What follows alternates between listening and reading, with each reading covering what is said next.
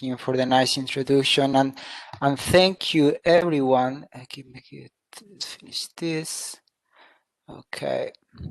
And thank you everyone for attending the talk. So today I'm going to talk about the spatial epidemiology of COVID-19 here in the US, just give you some updates about what we have been doing in our lab regarding this problem. But before that, before starting talking about COVID-19, I want to start with a short story that happened in 2014 in a small country in West Africa, in Guinea.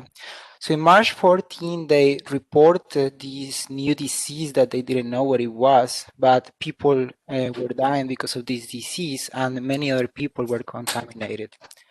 So unfortunately, by 2 weeks later, so March 23, they discovered that what they were experiencing was an Ebola outbreak. So the World Health Organization announced that West Africa were experiencing this type of outbreak.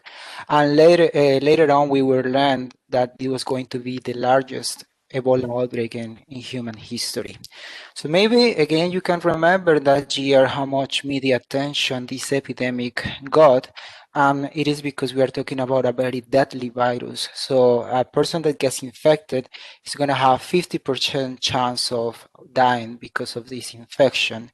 So it's a very mortal disease. It's not like, for example, COVID-19, which is a much milder infection, but it's more infectious than Ebola. So this was not the first time that we experienced this kind of Ebola outbreaks. Actually, the first report of an outbreak happened in the 17th, in 1976. And then we reported several other outbreaks. For example, in 2007, there was an outbreak with more than 150 people infected and 37 people died. But you can see the big difference between 2007 and 2014. So in 2014, we have more than 27,000 infections and more than 11 deaths.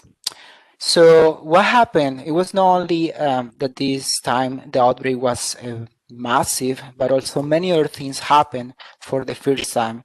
And one of them is represented in this map. It's actually the movement of infection, because previously most of the outbreaks were happening in remote areas, in isolated communities, where again only few people got infected, and it was quite easy to contain the epidemic. But this time the epidemic started moving and spreading in other parts of the country and even in neighborhood countries. And not just that, so after the outbreak started in West Africa, other countries and other regions start reporting cases of Ebola, mostly imported from West Africa. So the risk of a pandemic was evident, was possible, and that's why it was a lot of concern about that time. As I mentioned before, it got a lot of media attention, and many scientists were interested in, and many other people were interested in this outbreak, particularly Bill Gates, who, as you know, is a person that is interested in diseases, particularly in developing countries. So he actually went to West Africa to see with his own eyes what was happening in this part of the world with the epidemic. And he got very impressed about this situation, and he published this paper in one of the most prestigious journals in medicine, the New England Journal of Medicine, which is called The Next Epidemic, Lessons from Ebola, which basically explain the experience about this outbreak. And just quoting one of the important remarks from this publication, he mentioned that the Ebola outbreak in West Africa is a tragedy. As awful as this epidemic has been, the next one could be much worse. So the world is simply not prepared to deal with with a disease. And not just Bill Gates was kind of concerned about the situation, many other scientists were concerned about this potential challenge of a pandemic. And why? Because we have good evidence about perfect conditions for the spread of a disease. So we are living in this overpopulated and hyper-connected world, which, as I mentioned before, is a perfect condition for the spread of a disease. So we know that the epidemic is the human population is growing really fast, and not just that, population density is increasing, but also now we have the tendency of living in mega cities, super crowded cities, where again is a perfect condition for the spread of a disease. And also, connectivity is extremely important. So you can see here how now, thanks to air transportation and also road transportation, any person can move from one place in the world to another place in the world in just a matter of few days, which again is a perfect scenario for the spread of a disease. So we knew those conditions were really important for risk of a pandemic, and many mathematical models were suggesting that those parameters and those factors could easily facilitate the spread of a disease emerging in any part of the world. And again, thanks to the connectivity that we are now having as a human population as a whole, just in a matter of few days, you were going to see a disease spreading in the entire world, again, in just a few weeks. So just going back to what Bill Gates was mentioning, he said that the Ebola epidemic can serve as an early warning wake-up call to get ready. If we start now, we can be ready for the next epidemic. So remember, this was 2015. Unfortunately, apparently, we didn't listen to the call. By January 9 this year, the WHO announced this mysterious coronavirus-related pneumonia in Wuhan, China. A new virus, a new disease that was never recorded in human populations. And not just that, as I mentioned before, like for example, for the Ebola outbreak, one of the concerning situations is when an outbreak starts being locally, increasing the numbers of infections, but then you see the diffusion of the disease in many other local areas. So this is when the challenge starts, because containing this kind of outbreaks is extremely difficult. And again, unfortunately, by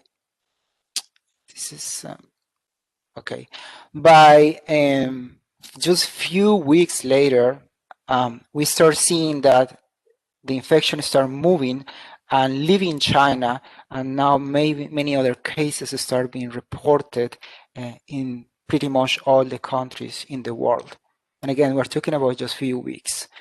And that's why in March 11, the WHO declares COVID-19 as a pandemic. Okay, so before we start discussing about the epidemiology of COVID-19, it's very important to understand, to have a quite a good understanding of the epidemiology, of the biology, of the natural history of this disease. So I have to highlight here again that we are talking about a new virus in human populations, a new disease that we have no information before. So for the past 7-8 months, we have been just developing information, and the information is changing all the time, because again, we're just collecting the information while the pandemic is happening. So what we are facing here is a coronavirus respiratory syndrome disease, which is caused by a coronavirus that is a group of RNA virus, which produces diseases in mammals, but also in birds. Most importantly, they produce respiratory tract infections, which means that the susceptible tissue in humans is in the respiratory tract, and those infections can range from mild to lethal infections. But the coronaviruses or this COVID-19 is not the first virus producing infections in humans. So we have other coronaviruses producing infections or producing diseases, like for example, some common colds, which is a mild infection, but also we have more lethal viruses producing diseases, like for example, SARS, MERS, and now COVID-19. Another important point that we need to understand is how the infection is transmitted is a person-to-person transmission. It means that we don't have a vector included in the transmission. But again, as I mentioned before, we're learning about this infection because, for example, if you remember at the beginning of the epidemic, we were focusing in surface transmission. So it was about like touching contaminated surfaces and then maybe touching your face, and it's when infection happened. So that's why, for example, at the beginning of the epidemic, the main recommendation was about washing your hands and not touching your face. But later on, we learned that there are many other ways of transmission, particularly airborne transmission by droplets of aerosol. And that's why now the new recommendation is about wearing a mask because it physically blocks the spell of the aerosols, blocking the spread of the viruses. And also another important recommendation is try to avoid indoor places and particularly poor ventilated places. So of course, after the epidemic or the infection was discovered and the epidemic started, many research groups started working in trying to understand the dynamics of the disease. And because we are facing a new disease, we don't have really good data that supports the dynamic or that could help us to understand the dynamics. So we have kind of like a incomplete data, and that's why mathematical modelings are very powerful tools in this kind of situations. They could provide us some idea about the dynamics, but also they could provide projections about the epidemic. But some of the problems in the early studies is that they focus too much in the traditional epidemiology, which is basically the identification of individuals' risk factors, and they ignore a bit the spatial component in which the epidemic is diffusing. So they were more interested in the temporal dynamics than in the spatial dynamics. But very recently, there has been an increased importance in the role of spatial dimensions for understanding the dynamics and the natural history of a disease. And that's why, for example, spatial epidemiology, just in general, is becoming very popular. Why? Because now we realize that risk and protective factors might emerge not only from the individual level, but also by the community level and the environment that surrounds the community. And particularly, we understand those factors, we're going to be more effective designing control interventions. And not just that, not just in this situation in COVID-19, but in many other diseases, including respiratory infections, we have recognized substantial geographical variation in the intensity and the range of transmission, which is produced by several spatial factors and the uneven distribution of the first vulnerable population, because we know we have a very good understanding that not everybody is the same risk of infection. There is a lot of variation, and that vulnerable population is also distributed unevenly, but also the risk factors that facilitate the diffusion of the disease or even prevent the diffusion of the disease have this spatial variation. For example, you can see here, this is by September 1st, you can see very strong variation in the intensity of the epidemic comparing different countries, with Americas experiencing a high intensity of the disease as well Europe. But you can see, like, for example, Africa is not experiencing the same intensity in the transmission, which is something very interesting because I work in infectious diseases in HIV in Africa, like HIV and malaria, and it's very common to see completely the opposite. Africa experiencing the highest burden of the disease, but in this situation is something different, and we still don't understand why this is happening. And not just differences between countries, but even within a country, you can see a lot of geospatial differences and how the epidemic starts. So you can see the emergence of different epicenters of the epidemic when the outbreak starts, and then the diffusion of the epidemic start taking off. But you can see again how the epidemic diffuses within a country has a lot of spatial variation. So maybe with these maps, we can realize this spatial variation with more detail. This is the using data, or these maps were created using data early in the epidemic. So you can see again the emergence of the epicenters of the outbreaks, and most of those epicenters were located in areas with large international airports, which kind of like makes sense, because what we have seen here is a large number of imported cases to these areas, and then the community local transmission starts taking place, and then it's where the local diffusion starts happening. But again, you can see that not all areas are experiencing the same local diffusion. So just to summarize, what we are discussing here so far, it's very important to recognize the temporal and spatial dynamics of the infection, because again, it can provide very useful information for identifying these high burden areas, but also the drivers of these high burden areas.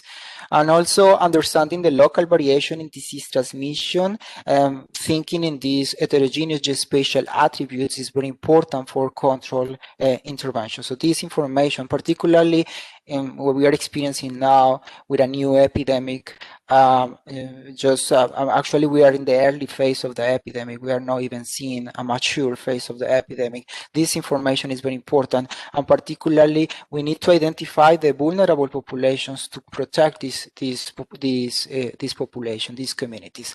And not just that, not just the risk factors have these geospatial differences, but also the healthcare capacity. Particularly in the US, you're going to see a lot of differences in the healthcare capacity, with some areas being having much stronger healthcare capacity than other areas. And particularly for this infection, this is extremely important, because we have seen is a lot of cases and complicated cases that can quickly saturate the healthcare system. And then if you have a poor healthcare capacity, then the saturation is going to be reached very quickly, and then is going to increase the bad outcomes, like, for example, mortality. So with this information, we decided to start actually working and exploring in this problem, and then we developed 3 research questions.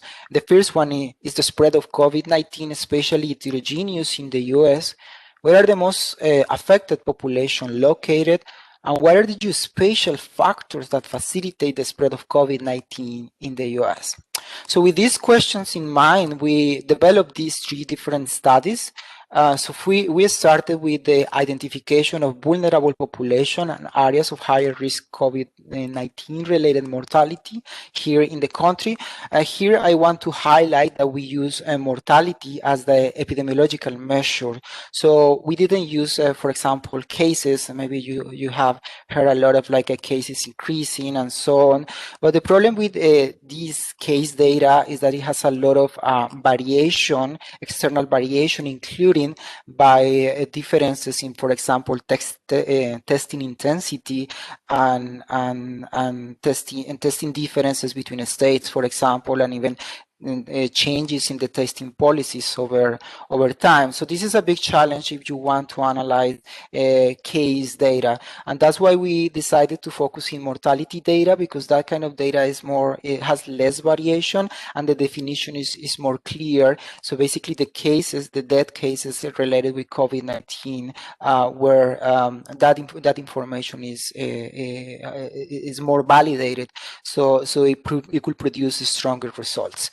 And the idea for this study was to identify these population groups and areas that were experiencing a high risk of COVID-19 related mortality, but also they were having a low critical healthcare capacity. So if we divided the study into aims, we wanted to assess the sociodemographic and environmental drivers of COVID-19 related deaths, but also we wanted to spatially identify vulnerable areas at higher risk of COVID-19 mortality. So we generated these risk maps in which we identified the areas with higher risk of mortality. So you can see again, a key message here is that, again, even though we see data and information about all the entire countries experiencing this intensity of the epidemic, not all places have the same risk of mortality. Not all places are experiencing the same intensity of the epidemic. You can see epicenters here or areas where the mortality rate is much higher. And something very interesting that we observe is that the highest mortality rate are also located in areas where the healthcare capacity is low, which is illustrated in this bivariate map. We actually estimate that about 68% of the counties with high mortality rate were also counties with low healthcare capacity. Another important factor or an important result from this study was that populations in poverty, African American and Latino population were the population with highest mortality risk. This is not surprising, particularly in terms of populations in poverty, because it has been a lot of literature, a lot of information that suggests that poverty is a very important driver for worsening health outcomes, like in this case. Another interesting factor that was related with environmental characteristics was air pollution. So we found that air pollution was actually positively associated with higher COVID-19 related mortality. So we observed that areas with higher pollution were also areas experiencing higher mortality related with COVID-19. And another geospatial attribute that was linked with mortality was actually airports. So we found that countries with airports have higher COVID-19 related mortality than those countries with less connectivity. So what we hypothesize is that high connectivity and this influx of travelers in those countries produce a high influx of these imported infections that at the end are going to boost the local transmission. So basically what's happening is that this airport connectivity increases the number of imported cases. So when the number of cases increases, mortality is going to increase as well. So we actually were very interested in exploring this factor in more detail, this geospatial attribute about the connectivity. Particularly if you see, we focus now in Ohio, you see this interesting, at least visual spatial correlation between the distribution of this geospatial attribute. So here what we did is divided counties in 4 groups, counties with airports, counties surrounding those counties with airports, counties with highways, and then the more rural and less connected counties. And then, as I mentioned before, you can see that the highest burden of the disease is concentrated in those highly connected areas. And not just for COVID-19, but also several studies have shown this close relationship between infectious diseases spread and human mobility that is measured by long-distance airline travel and short-distance commuting. So that's why the second study was focused more in this spatial attribute. So for the second study, we focus in the spatio-temporal transmission dynamics of the COVID-19 pandemic in Ohio. Pandemic and the impact of critical healthcare capacity in Ohio. So, but this time we focus or we use a different methodological approach, and this time we generated a mathematical model, actually a spatial explicit mathematical model, because again we wanted to see the dynamics, the spatial dynamics of the disease, but also we wanted to make projections of the disease. So we focus in Ohio because actually Ohio has really good data sources. The Ohio Health Department is actually doing a quite good job collecting data, particularly high detailed data at county level about cases, about hospitalizations, about intensive care unit admissions, and also deaths per county. So as I mentioned before, what we did was to generate a mathematical model. It was actually a system of differential equations. It's a deterministic model. As I mentioned before, the geospatial attribute was constructed by including or dividing the counties in these four groups, depending on the connectivity. And in each of the group, we generate this system of differential equations to describe different stages of the epidemic. For example, we have here the susceptible population that gets infected at a specific rate, and depending on the contact rate between the susceptible and the infected. So this infected population can either recover or they can actually die very quickly without being able to get hospitalized. But some infected individuals that get infection complications that hospitalized, and these hospitalized individuals can either recover and then they get discharged, or the infection can even get more complicated, so they need an ICU admission. And these people in ICU admission can either recover and then get hospitalized again or actually die.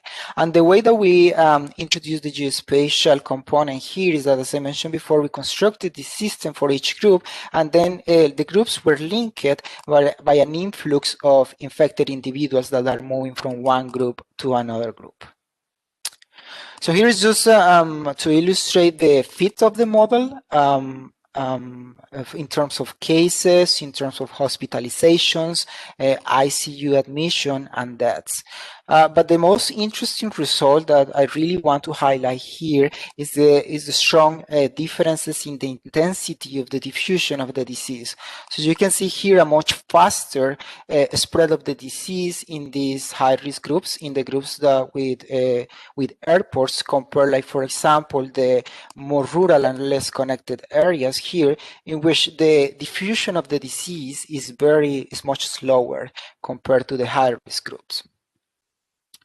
So we estimate that more than 47% of these cases in Ohio were concentrated in these 5 counties with airports, with an average infection rate of 274 cases per 100,000 people.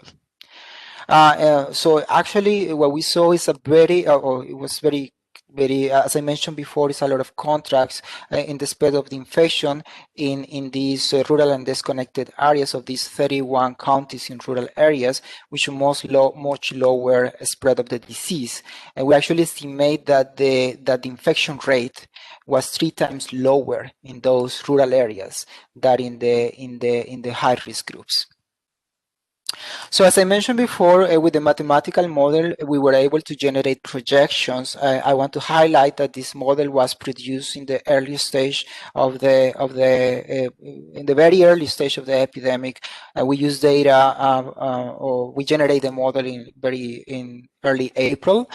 So this is estimations that we produce in April 20 and May 10. So they were projection at that time. We didn't know how the infection was going to behave.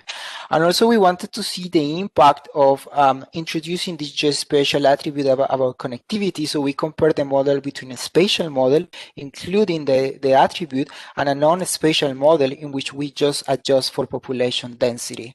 And what we saw is that if we don't introduce the geospatial attribute, we are going to overestimate the number of cases in the rural areas, but we are going to underestimate the number of cases in these urban and more connected areas.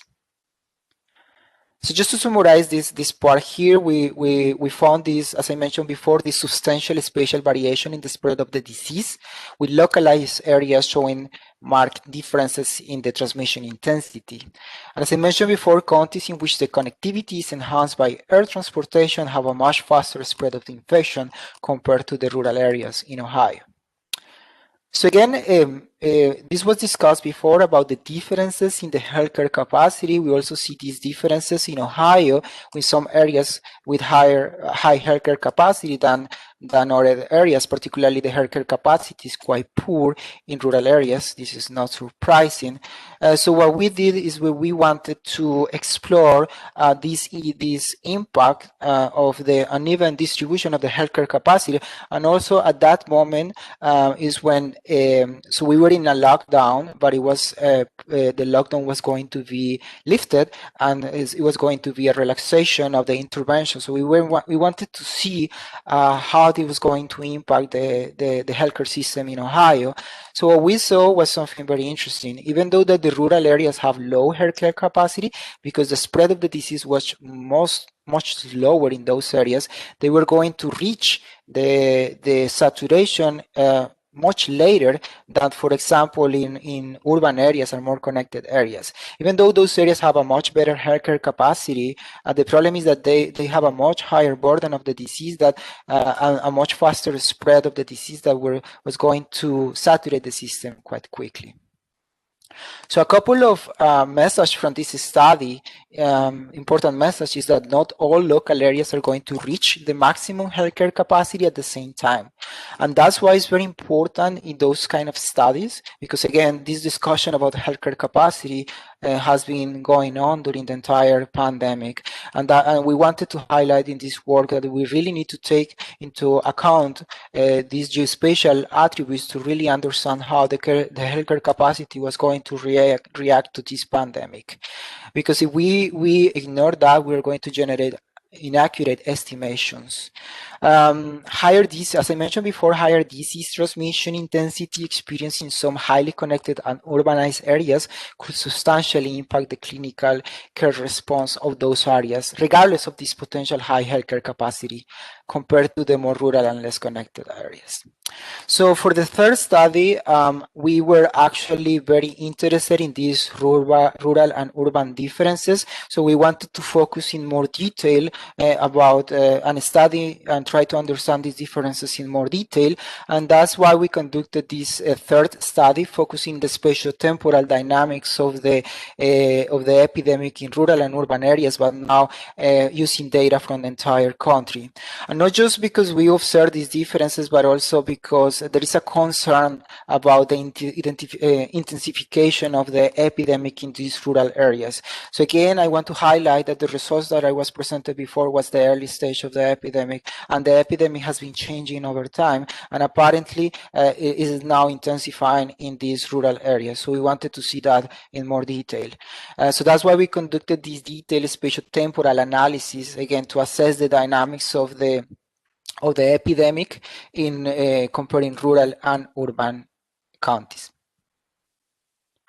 So for this study, what we did is that we estimate the temporal changes of the COVID-19 incidence and mortality rates, again, in these two geospatial groups, the rural and urban areas. And we evaluate 2 time periods. So the first time period was from April 1st to May 31st.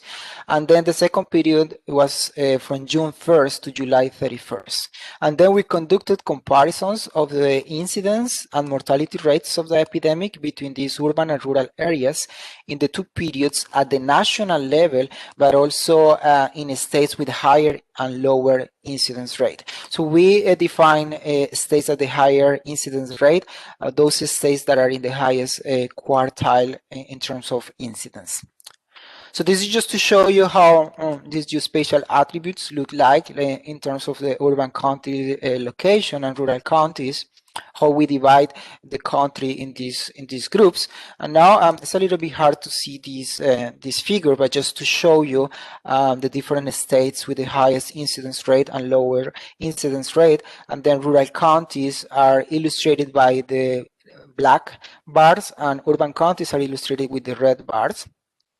And just to highlight a very important result is that states with the highest incidence rate are actually states in which rural counties are experiencing the highest incidence compared to states with lower incidence. So in this table, we can actually see those results in more detail. I'm going to discuss those results in more detail.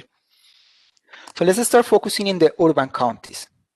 So the urban counties at national level, what we saw is that comparing the first period with the second period, we see a big increase in the incidence, about 80% increase in the incidence. But very interesting phenomena, maybe you have heard about this situation, is that the mortality rate is declining. It's actually substantially declining. And what's happening here is that, again, we were facing an unknown epidemic. We were facing a disease that it was the first time that was happening in populations. And that's why maybe early in the epidemic it was hard to treat these infection complications, but then later treatment is getting better, and that's why the chances of surviving of these people that get hospitalized is increasing substantially, and that's why the mortality is declining. And now let's focus in the states with higher incidence rate. So the urban counties in those states with higher incidence rate, what we see is a huge increase in the incidence, more than 6 times increase in the incidence. But mortality rate is also increasing in that states. Contrary to the national level, we see a decline. In the high incidence states, it is increasing. And in the lower incidence rate, in the states with lower incidence rate, where we see some modest increase in the incidence and a big decline in the mortality. So actually the decline that we see in the mortality rate at national level is actually happening in the states with lower incidence rate. So now let's focus in the rural counties. So what we see in the rural counties at national level is that the incidence rate is also increasing substantially, but the mortality rate is not declining. So again, the mortality rate is declining in the urban counties, but not in the rural counties. And now we focus in the states with higher incidence rate. Those rural counties in those states, we see a big increase in the incidence, but also a very important, more than 50% increase in the mortality rate. Again, completely contrary to what's happening at national level. And in the states in lower incidence rate, what we see is also the incidence rate is increasing a bit, and the mortality rate is actually declining, but not too much.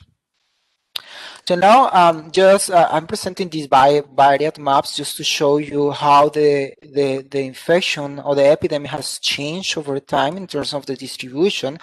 So in the incidence rate for the first period is illustrated by green, and the incidence rate for the second period is illustrated by purple.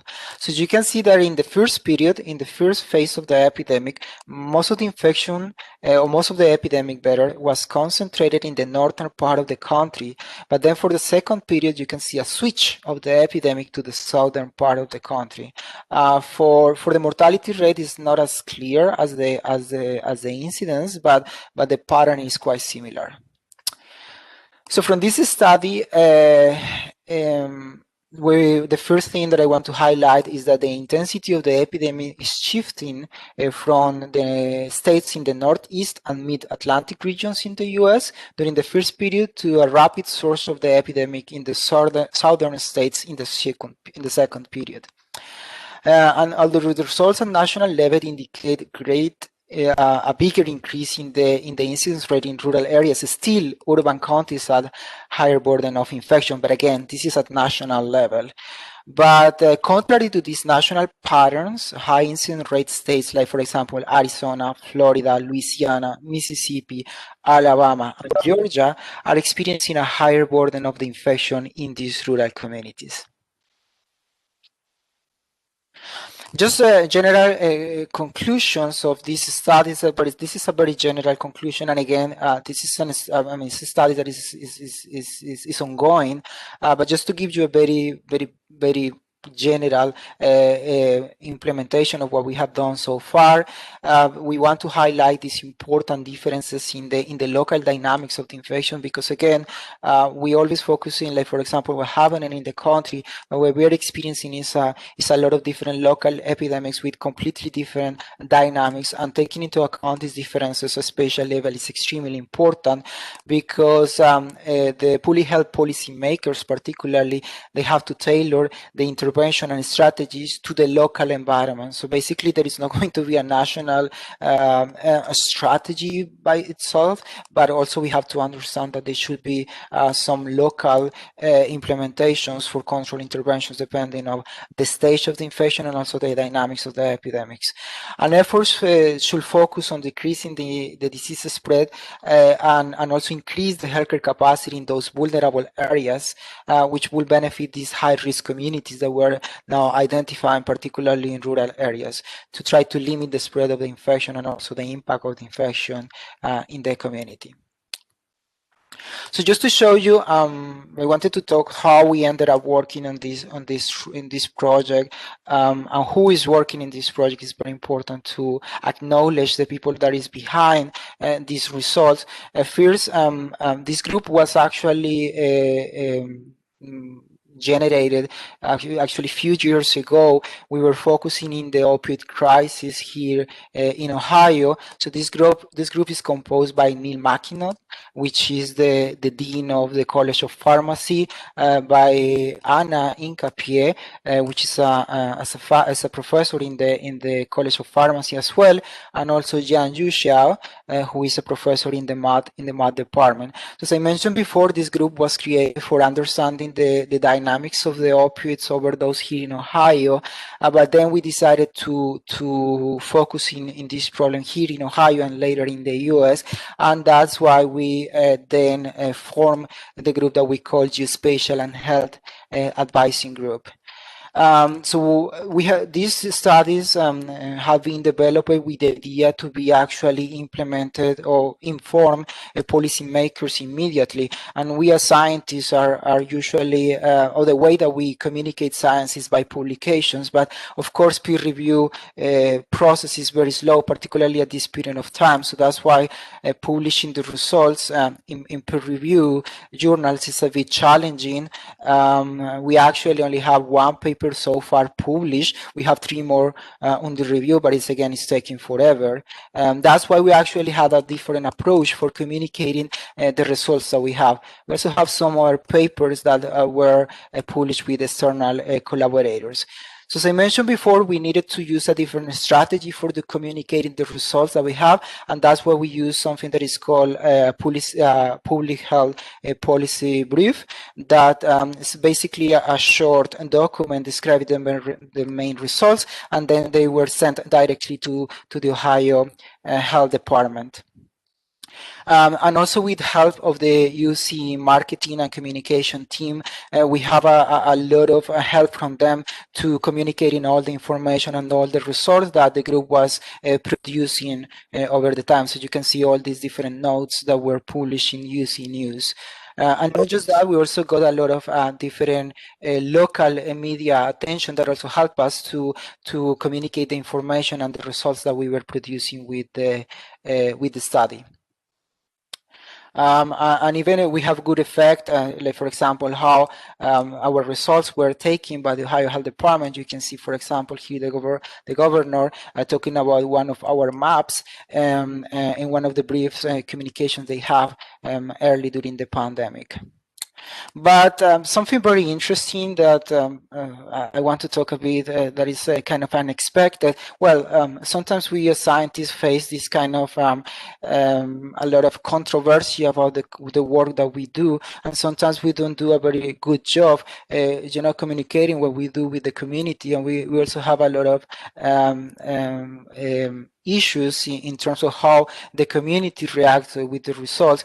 But this situation, this pandemic has been particularly difficult for scientists, I feel, particularly for epidemiologists. As you can see, as an example, you can see what happened to Amy Acton, who was actually the person that was the direct contact person that we have in the Ohio Health Department. A lot of resistance of what she was trying to do, and she actually resigned. But again, it was very, very. I mean, this situation that we're experiencing, again, being an epidemiologist, is you, for example, now follow different epidemiologists in Twitter. You can see that it looks more like we're becoming political activists than any other thing, which is completely surprising. Even here, the media communication got very interesting about all this resistance about the data, and as you can see, the latest version of the UC magazine, they focus about all these difficulties that we as scientists face when we try to communicate information that sometimes is going to clash with the community think that the community wants. Okay, so what is next? What are we doing now after all this information that we have developed? So you can see this is where we are now, very in a good shape, and also these dynamics is absolutely chaotic and crazy. It's extremely difficult to understand, or at least to use this kind of data, just to remember to try to highlight what we are seeing here is cumulative cases. And again, cases is just the identification of active cases by PCR. So basically, when someone gets tested, what they're going to find is the virus in the body. So it's an active infection. That person has the active infection. And sometimes this is not the best epidemiological measure if we want to really understand all the epidemiological dynamics and natural history of this disease. So that's why now the NIH is launching this study, which is called the COMPASS study, the community prevalence of SARS-CoV-2, which is focusing in collecting serological samples. So now in this case, we're not focusing in the active infection, we're focusing in exposure. So we're trying to identify antibodies. So in that case, it means that this person was infected, not maybe now, maybe this person recovered, but was infected in the past. Why this is important? Because also we're facing an infection that in many cases is asymptomatic. So you have no idea that you got infected, but then when you get this serological sample, where you're going to realize that you got infected in some period of time. So this information is extremely important and extremely useful for understanding what is the current situation, and also for evaluate the extent of this epidemic in the communities. Also, a lot of information is going to be collected about the knowledge, attitudes, and behavior related this pandemic, which this information is going to be very useful for model the potential impact of different prevention interventions, and also guide the future of the prevention studies, even vaccination that is going to be implemented in those communities. So these studies, this study better is going to be launched in different cities in the U.S. and actually Cincinnati is one of those cities, and the university, particularly the School of Medicine, is in charge of the survey here in Cincinnati. But what is our role now? Actually, I'm actually very proud to say that our very own grad students, Hannah Kim, is leading this project. So she is designing a spatial sample design for the identification of different zones depending of different geospatial attributes, like for example socioeconomic and demographic factors, because what they want is that they want to sample of these different groups or different communities, and they want to have a representative sample of each of these different communities. So that's why it's very important to use this geospatial information to design this sample. And again, Hannah is leading this project, which again, we're collaborating with the School of Medicine. And just to finalize, of course, more people, and I really need to acknowledge the amazing grad students that we have here in the department, and all this work is basically because of them, because they have been supported this work, because I know that it has been a lot of sacrifices, and when I told them, okay, you have to put your PhD project a bit besides, and then we have to focus a bit on this very important situation. So they actually react to the call, and it has been countless hours of work, of extra work, weekends, nights, and so on. So I really appreciate all the effort that, for example, Hannah and Esteban has done for developing this work. And also know our grad student is actually an undergrad student from medical science, Dylan, which is very impressive how an undergrad student was actually leading the writing part of the last policy brief that we published. So thank you very much for him. But not just our grad students, but even our former grad students, that Xiyuan and also Jinjin, that when I contacted them and I told them about this, we needed help for working these projects, they kindly accepted, and they have been doing an amazing job also supporting this study. So thank you guys. You guys have done an amazing job. And that's all I have. And thank you all for attending the call. I'll be more than happy to answer any question. Thank you. Yeah, time for question for the floor for quick timing. I think we have about 8 minutes left. Go ahead. Hi, Diego. Sorry. Nice presentation. And I think the third one shows a typical hierarchical spatial diffusion process. I think that's it's amazing. My question is on the finding of the first one, which you concluded the air pollution is a factor. I wonder if it is actually the polluted air that is related to the higher risk. I guess it may be related to population density, or it is indication of job availability, such that people have to commute to jobs, so therefore they get exposed. So it may not be the polluted air; it is something else.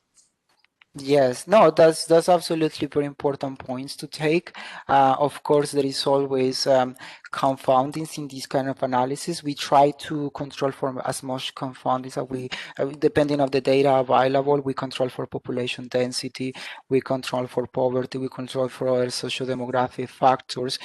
Pollution was an independent factor linked to higher mortality rate, but maybe, as you mentioned, even mobility itself could be associated with that. The very important point is that we were not the only team working in pollution, and many other teams that we work in, and very recently they have confirmed this factor linked with mortality. So definitely, because we are talking about respiratory infection, which again is not only, it's not something that is surprise, because other respiratory infections have been linked with pollution. So and now we need to understand more about the biology of this association, why people in more polluted areas are becoming more susceptible, not only of the infection, but also infection complications. It could be associated with potential reduction of the that also has been identified, potential reduction in the immune system response of the individual caused by pollution. So all this but this is a very good question, things that still we need to determine, because potential confounders could happen. Thank you. Thanks Hi, for the Diego. So firstly, you look great in that picture, the magazine picture. Thank you very much. You look like a rock star. That's what they say, no? Right? Yeah. I need a haircut. Like it's hard to go to the hair salon for a haircut, but Yeah. that now I look like a rock star. Yeah, sure. Very nice. And my question is, I saw you have a figure at the end showing there's more cases recently, so there's like an increasing trend. But I saw from the news reports that the rate of mortality is going down, right? Yes, it's true. So are we in a better shape or a worse shape? Oh, well, the thing is that eventually mortality is going to increase as well. Even though, as I mentioned before, we're getting better treating people, and so the mortality rate is declining, because we have a more success health outcomes when people get infection complications. But the problem that we're facing now is that basically the epidemic is out of control now, and it's just it's just growing and growing, and that number of cases just going to go, because it's going to always be a delay. You know what I mean? It's going to be a delay in how cases increases, and then the second wave is going to be a hospitalization. The delay is about 1 to 2 weeks for hospitalization, and then for the mortality is another 1 or 2 weeks. So basically, like the increase of mortality is going to start happening maybe in 2 or 3 weeks. We actually start seeing that mortality cases increasing. So yeah, for sure. Unfortunately, cases are going to increase. Mortality cases, death cases, yeah. Okay, thank you.